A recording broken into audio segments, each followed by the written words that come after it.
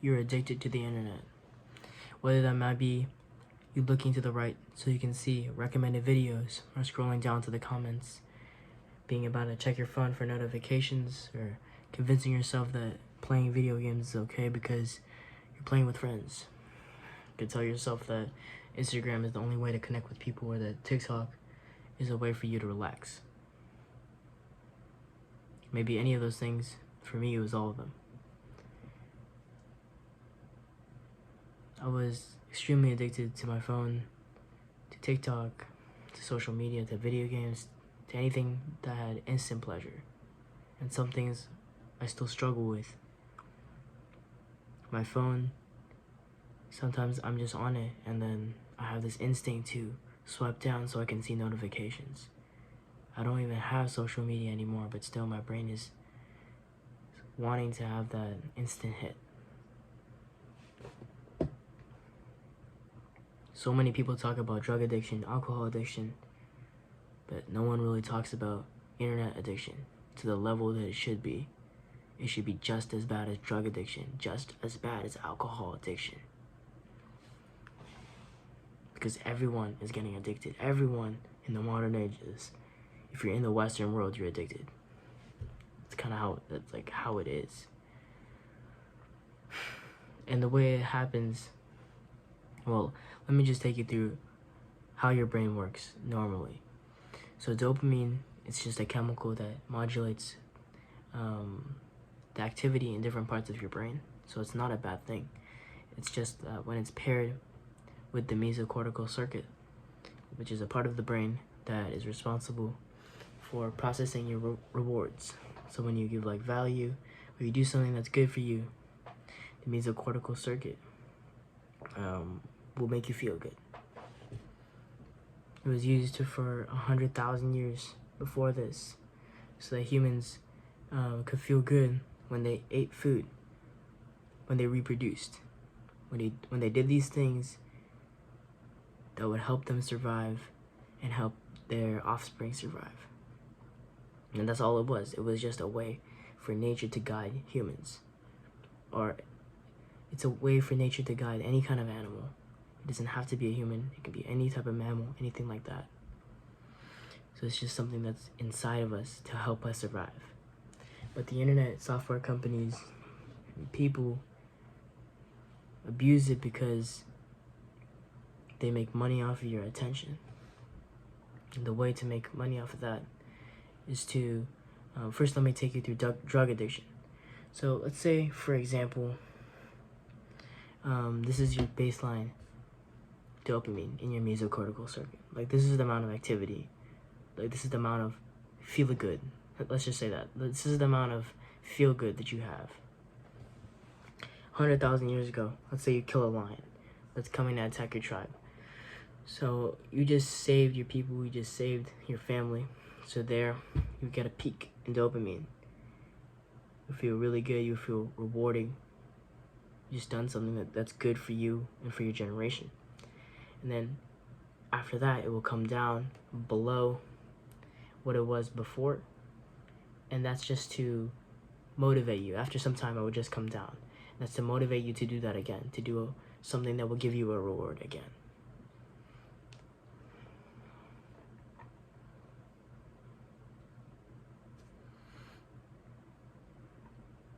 And the opposite of feeling rewarded is the feeling of discomfort. Discomfort is only there to kind of motivate you, or naturally it's only there to motivate you to do something more.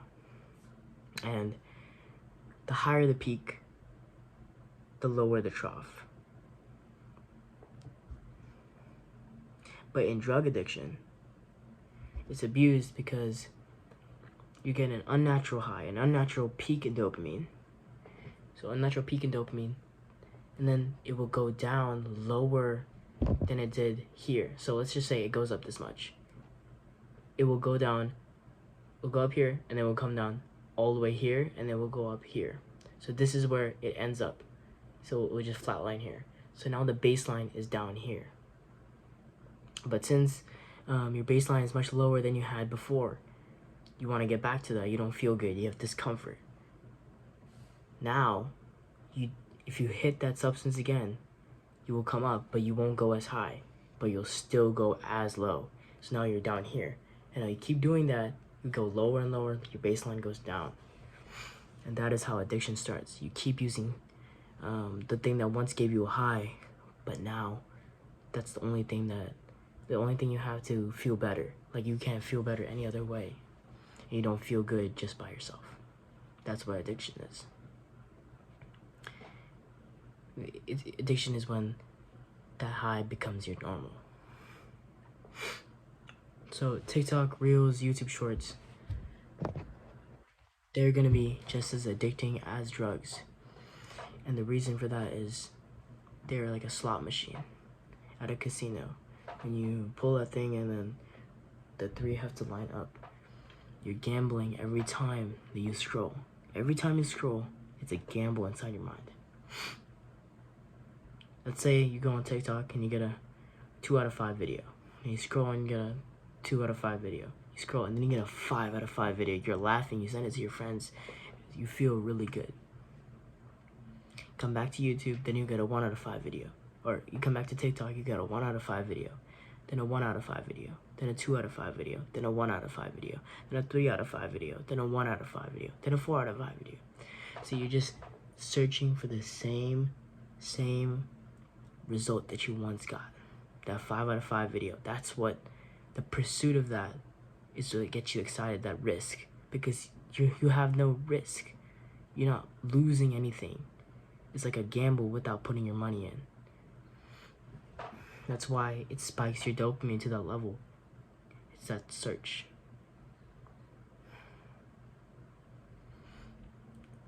And so many people say, but it's fine, but I can control it. But can you really? Because I used to be on TikTok when I didn't even mean to. I would open my phone, 2 minutes later, I'd be on TikTok. It's not right. It's really not right. And I know people say it's not like that. It's not addicting, but it's exactly like that. It is addicting. It is extremely addicting because of that effect. You're pursuing something more. You're pursuing an instant high. And that pursuit, that's what really gives you a high, and then your trough goes really low. So it's the same thing as a drug. Maybe not as high, obviously, but it would just go down, and slowly baseline will go down. So these things are just drugs to a lesser degree, and they will convince you that it's not, that it's actually good for you. People say Instagram is really good because it's a way to connect with people. It's a way to see what other people are up to. How many people do you follow? Like, you know how it says the button to follow? Recently, I've just realized that it doesn't make any sense. You don't follow any of them. You don't believe in or support any of them. That's what follow means. You don't support them. I think it's just a way for companies to capture you and then make you fight for something that's actually hurting you. Video games, I think it doesn't really change if you play with a friend or you don't play with a friend. It's still stimulating your mind.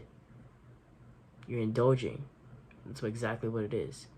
It doesn't matter if you're working out too. If you play video games, you are still getting addicted. You wouldn't want to destroy your body with addictive substances like drugs or alcohol. But why would you destroy your mind? Why would you destroy something like that's even more important than your body? Like, your body's so, like, it's so important, but your mind is even more. These tech companies and the people who make money off of you, they rely on you feeling good, and you're just accepting that. Like, once I tell you, now you know. Now if you keep going back to it, you are just accepting. You are going to the slaughterhouse by yourself.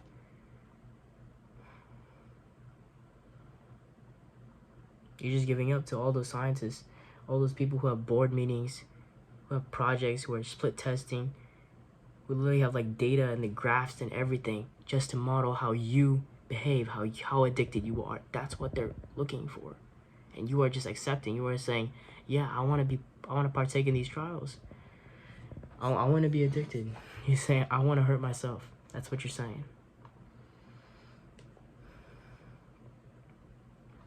And the reason why it's so bad, why I think it's just terrible for you, is because it takes your time, your valuable time and attention, where you could have grown to be 10 times the person you are right now. You're busy because you're scrolling. It's wrong. I think it's just so wrong. The natural cure, like completely natural, is just time. You have to let it go, let the addiction go, and let your levels return to what it was. So if this is what it was, you go up, you come down, you come even lower, but eventually you'll be able to get back here if you just give it enough time. But the more you interact with the addictive substance, the more you go up and down, and then go down and down, even lower, the slower the rate of your recovery. That is why I still want to check my notification. That is why I have that urge, even though I know there's nothing there. I've deleted social media for 3 months, but I still want a notification. So many people just like me have fried the reward center. Like, your brain is just so stimulated, time doesn't work. Like, it's just it won't work fast enough. So the only way to do it is through a process where you reverse what you're doing. So right now you're going up and you're coming down. So what you have to do, you have to come down, and you need to go further. You have to put yourself in a place where it's even more discomfortable to shoot you back up, to feel motivated, and then you can keep going and keep going. But the first thing you have to do, you have to put some discomfort into yourself. You have to do something that is discomfortable, because that is the opposite of reward. You do something that is extremely discomfortable, you will shoot up your reward and you will feel better. Then you do it again, you'll shoot up. So anything that you don't want to do, obviously don't do something that physically pains you, but this is the key. This is the key to break any addiction. It's to get back your mesocortical circuit. It's literally just to do things that you don't want to do. Okay? It's why building a physique is so rewarding. It's not fun to work out. It's not fun to sit there and push iron or push yourself. It's not fun to do worse than you did a previous session. That's terrible, and a terrible feeling. But if you go through that, you will feel so much more rewarding when you have a great physique. So, things that worked for me. Working out, number 1. Meditation. Meditation means just put on a timer, do not think about anything. Journaling, cold showering. I made a vow to do cold showers every single morning in 2023. And one last thing is like a personal thing that you really just hate. I grew up playing the flute and I hated it. So something that really, really works for me is to play the flute whenever I don't want to do anything. And it sounds kind of dumb, but I really don't like it. But just that playing the flute gets me off that addiction, just like that. So in order to break any addiction, foolproof way, science-based way, you have to make sure that your dopamine goes down before it goes up. Stop the addiction first, and then now, even though you're at such a low level, what you have to do something that's discomfortable, something that you don't want to do, so you can get back to feeling the way they should have been feeling. I'm going to be linking where I got my research. I got it mostly from Andrew Huberman's podcast on dopamine and leveraging, I forgot what it was called, but I think it was called leveraging dopamine to overcome procrastination. So that podcast, I will link it for the YouTube. I will link it in the description. I hope you enjoyed it. I hope you got some value from this. Break those addictions. You know what it is. Now you're just choosing to go to the slaughterhouse if you don't choose to break them right now. I hope you found some value.